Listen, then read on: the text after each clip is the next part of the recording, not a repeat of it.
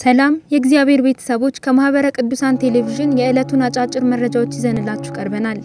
ብፁዕ አቡነ ኤርሚያስ በዘመናዊ አደረጃጀት የተዋቀሩ የአብነት ትምህርት ቤቶችን ማስፋፋት ወቅታዊና ትኩረት የሚሻ ጉዳይ ነው ሲሉ አሳሰቡ።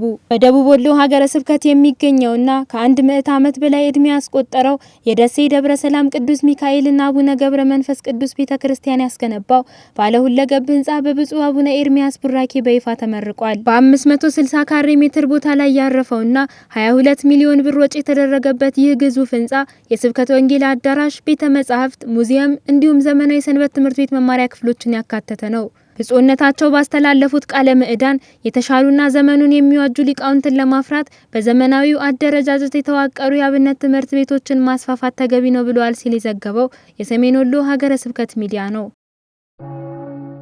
አራተኛው የአህጉረ ስብከት ሰንበት ትምህርት ቤቶች መምህራን የአሰልጣኞች ስልጠና በዛሬው ዕለት ተጀምሯል። በዛሬው የመክፈቻ መርሃ ግብር የተገኙት የስብከተ ወንጌልና ሐዋርያዊ ተልእኮ አገልግሎት መምሪያ ሊቀ ጳጳስ ብፁዕ አቡነ ማርቆስ የሚመጣባቸውን መከራ ሁሉ ተቋቁመው ቅዱስ ወንጌልን ለማስተማር መዘጋጀት እንደሚገባቸው አሳስበዋል። ስልጠናው በ3 መሰረታዊ ጉዳዮች ላይ ትኩረቱን ያደረገ ሲሆን በስልጠናውም ላይ ከ37 አህጉረ ስብከት የተወጣጡ ከ315 በላይ ሰልጣኞች እንደሚሳተፉ የሰንበት ትምህርት ቤቶች ማደራጃ መምሪያ የሰንበት ትምህርት ቤቶች አንድነት ተቀዳሚ ምክትል ሰብሳቢ ዲያቆን ስንታየው ምስጋና ገልጸዋል። የማህበረ ቅዱሳን ወልቂጤ ማዕከል በምዕመናን መንፈሳዊ ሕይወትና በሰንበት ትምህርት ቤት ወጣቶች ላይ ትኩረት አድርጎ ሊሰራ እንደሚገባ ብፁዕ አቡነ መልከጼዴቅ አሳሰቡ።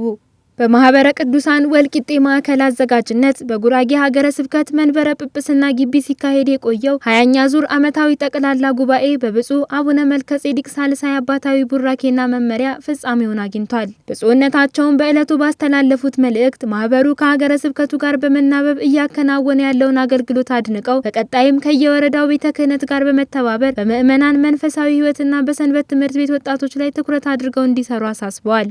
ጉባኤው የ2018 ዓመተ ምህረት የሥራ አፈጻጸም ሪፖርትን ገምግሞ የ2019 ዓመተ ምህረት እቅድን አጽድቋል። መረጃው የወልቂጤ ማዕከል ሚዲያ ክፍል ነው። በተያያዘ ዜና የማህበረ ቅዱሳን ሁመራ ማዕከል 21ኛ ዙር ጠቅላላ ጉባኤውን አከናወነ። የማህበረ ቅዱሳን ሁመራ ማዕከል የ2018 ዓመተ ምህረት የአገልግሎት የፋይናንስና የኦዲት ሪፖርቶችን የገመገመበት እንዲሁም የ2019 ዓመተ ምህረት እቅድ ያጸደቀበትን 21ኛ ዙር ዓመታዊ ጠቅላላ ጉባኤውን ለ2 ተከታታይ ቀናት አካሂዷል። በጉባኤው ላይ የተገኙት የወልቃይት ጠገዴ ሰቲት ሁመራ ሀገረ ስብከት ዋና ስራ አስኪያጅ መጋቢ ሐዲስ ዜናዊ አሸተ የማዕከሉ የእቅድ አፈጻጸም ከባለፈው ዓመት የተሻለ መሆኑን ገልጸው በቀጣይም ቤተክርስቲያን ይበልጥ የምትጠቀምበትን ሌሎች ስራዎችን በትጋት መስራት እንደሚገባም አሳስበዋል። ዋና ስራ አስኪያጁ አያይዘውም በአካባቢው የሚገኙ የኩናማ ብሔረሰብ አባላትን ማዕከል ያደረገ የወንጌል ስርጭት በእቅድ ተካቶ እንዲሰራ ጥብቅ መልእክት አስተላልፈዋል። በጉባኤው ላይ ከዋናው ማዕከል በመጡ ልዑካን አማካኝነት ስለ ስልታዊ እቅድ ዝግጅት ስልጠና የተሰጠ ሲሆን ለ2019 ዓመተ ምህረት የሚያገለግሉ ተተኪ አመራሮች ምርጫ ተካሂዶ ጉባኤው ተጠናቋል። መረጃው የማህበረ ቅዱሳን ሁመራ ማዕከል ሚዲያ ክፍል ነው። የአዲስ አበባ ሰንበት ትምህርት ቤቶች አንድነት ለ2300 አመራሮች የሚሰጠውን ስልጠና ዝግጅት አጠናቀቀ።